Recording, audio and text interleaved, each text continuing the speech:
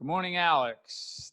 Morning, Tom. Thanks for joining me today. I really appreciate you giving me a few minutes of your time. And I've been doing these interviews with business owners and kind of sharing ideas of what's working and what everybody can do going forward. So first of all, tell the audience a little bit about yourself and the business. All right. Well, my name's Alex Zamachaj. I own and operate Executive Painting LLC. I've been doing it now for just about 15 years. It's going to be 16 next year, which I can't believe. It's flown right by. And I'm pretty much my own boss. I don't have any employees. I've tried hiring people before, and I've realized that for my business and what I do, I really just need to focus on doing it myself. And it's not that I don't like working with other people, but I'm really picky. I'm really particular about the way things get done. And I find it stressful for me to try and train someone else to do things the way I want them done. So I focus my business on just me and doing the things the way I need to get them done. Mm-hmm. And it's really worked out for me in the long run so far. Great. And so you said you've been in business, 16 years? Yep, going to be 16 next year. Nice, nice. Goes fast, doesn't it? Oh, absolutely. Blink of an eye. So what type of customers do you do? Who's your main target market and audience? Who are you looking for to do business with? The people that I particularly look for are the higher end customers, the ones who have extra money to spend, who want things done extremely well, who are very picky about the way things get done. They're picky about cleanliness. They're picky about things on the walls, making sure lines are straight, making sure the walls are clean, and especially at the end of the day that things are cleaned up and left nice and neat, and they don't have to worry about it. And even going a little bit farther, that they're not going to have to worry about painting it for 5 to 10 years down the road because it's going to hold up for that long. And I've sort of come into that because I learned how to paint down in Greenwich, and I was with my friend for his dad. And we started the business years ago, but we learned how to paint down there where everything has to, your I's are dotted, your T's are crossed, everything has to be very particular. And I brought that with me up here. I don't charge the same amount that I would charge down there, but I bring that same level of quality, and I'm looking for the people who want that level of quality in their homes. Okay, great. Now you do just painting, or do you do other things? Primarily painting. That's the bulk of what I do. I mean, it's what I've grown, well, not what I've grown up doing, but what I've learned how to do very well. And that's what I focus on mainly is painting, trim work, walls, ceilings, everything in between. I don't do wallpapering, but I do take it off walls. And my old business partner, who I'm still in touch with to this day, does wallpapering. So if someone actually wants that done, I can bring him in and we work well together to this day. And we collaborate on certain projects sometimes. And you also, you do power washing as well, right? Yeah, I do power washing because it is a important aspect of preparing the exterior of the house for painting. Although I found as I'm getting older, I'm trying to move out of the exterior painting because of the toll on my body. And I find the interior stuff is where I really excel. It's where I can really make things shine and make the house look very good. Great. Okay. So let's change the direction here a little bit. What has been the greatest impact of the COVID-19 had on the business? I know it's been a crazy time. I mean, I know a lot of people have talked about how it's impacted them, about how they've slowed down. I've been on the other end of the spectrum where my business has increased. From the outset, when everything shut down, people were still welcoming me into their homes. Mm-hmm. I put on a mask if they wanted me to, but they also found that I'm on one side of the house, they're on the other. There's a complete separation between where I'm working and where they're living. So for me, the impact has been minimal.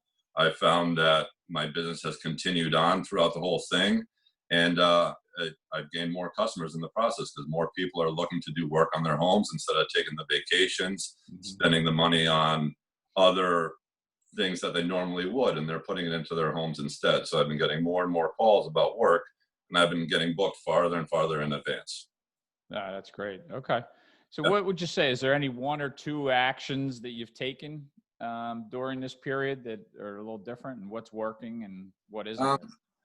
I've focused more on making sure things are looking even better, because I found that with people being in their homes, it's made me focus more on the fundamentals. how I go about things, how I start the job, making sure things are clean from the beginning to the end, making sure everything's done properly, and it's brought a renewed focus to me on the work and making sure things get done because I'm not worrying about where the work's coming from. Not that I was before, but I'm even less worried now. So it allows me the freedom to just focus on the work, make sure I'm giving the customer what they want, and I think that's been the biggest takeaway for me at this point. Yeah.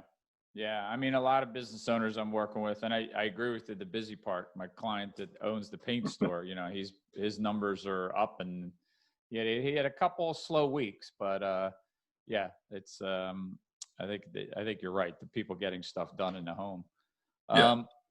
We've talked about a lot of business owners, and you and I have talked about, making pivots in the business. And is there anything you did, like a lot of people, to try something new that you haven't done before, or you always wanted to try? Have you had to do any of that, or any pivots in marketing, Um, or how you're, you know?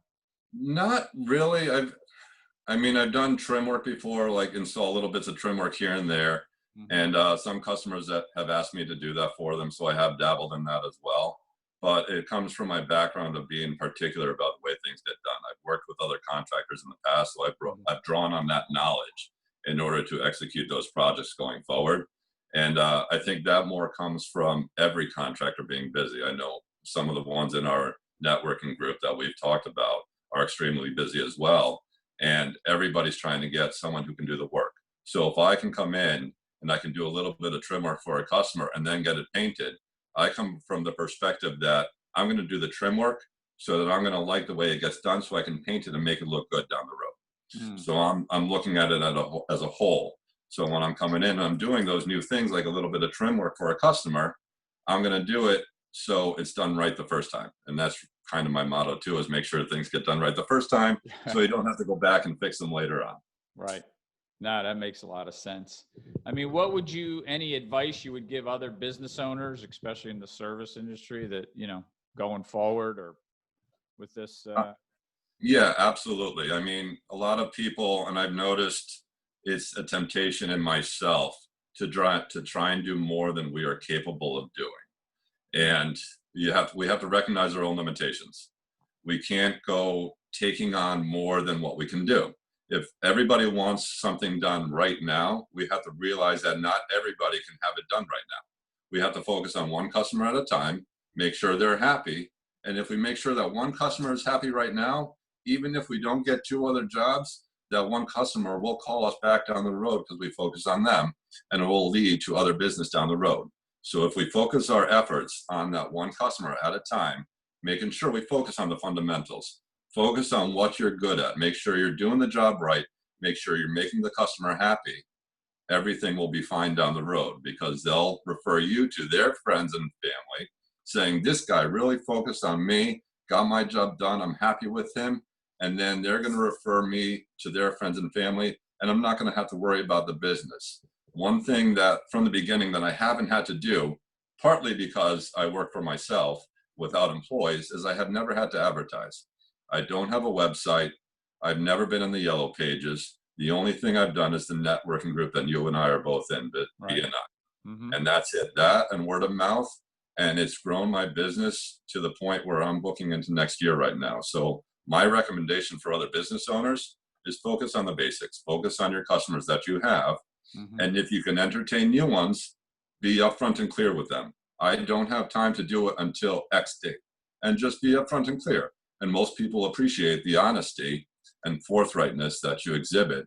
And they'll say no, not right now, but at least they'll know your name and know you were honest about when you can do the Yeah, that's great advice, is to really do the quality, focus on the quality, not, job. and like we were talking earlier this morning about the processes, it's key. And So one if of the things someone, I found, well, just quickly, one of the things oh I yeah, found earlier, and I know it's a temptation for a lot of business owners early on, is to take those shortcuts. We've all tried them.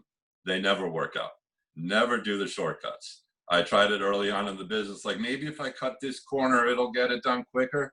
Yeah, it'll get it done quicker, but it's going to be, the work isn't going to be the quality that the customer wants. And they'll see it, you'll know it, and it's not going to work out in the long run. So that would be my second takeaway: is never take the shortcut. Even as addictive as it is, don't do it. That's a great point. I write that one down. Yeah, that's great advice. So if someone was going to get a hold of you, how would they get a hold of you? Well, I can give you my name and number over the Yep. phone, but other than that, they'd have to find someone who has used me in the past. Okay. And either that or going on to, I mean, they can search me online. My name and my company will come up online. They'll be able to get my phone number there. Okay. But my phone number, I'll just give it to you right now Yep. for the interview, is 203-218-9863. And that'd be the best way. And other than that, find someone who's used me before, because that's really the only way you're going to find me, unless you search me out online. Hey, that's a good one. Every quality. So I'm not going to let you off the hook. You got one more question, which I love asking everybody.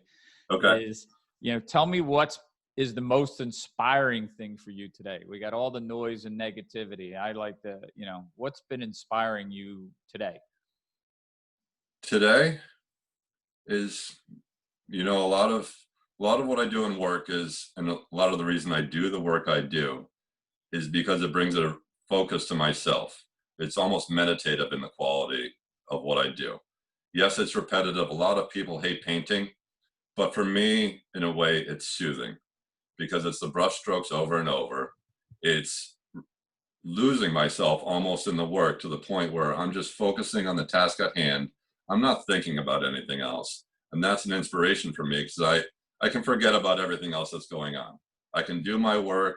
I can put my music on or not. I go back and forth between either listening to music while I'm working or Yeah. just silence, because a lot of time the silence is very soothing. And it's just the repetitive quality of putting the paint on the wall, making the lines straight, making it look good, and then stepping back and being like, all right, that's the way I want it to look.